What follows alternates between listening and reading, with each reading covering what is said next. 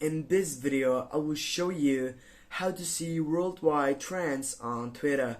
Firstly, you need to open up the application and then simply you can get up right over here into your feed section.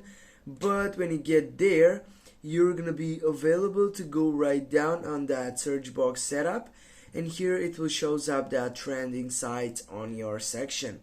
If you go, for example, trending for football, yeah, right here it will shows up many different sites in which it will be included that site for the selection.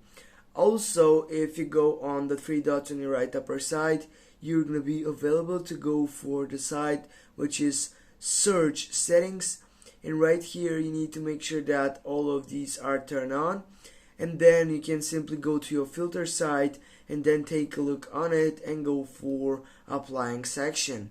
Right after you get that, you can simply go to your browser and find out a worldwide trend which could be interested for you.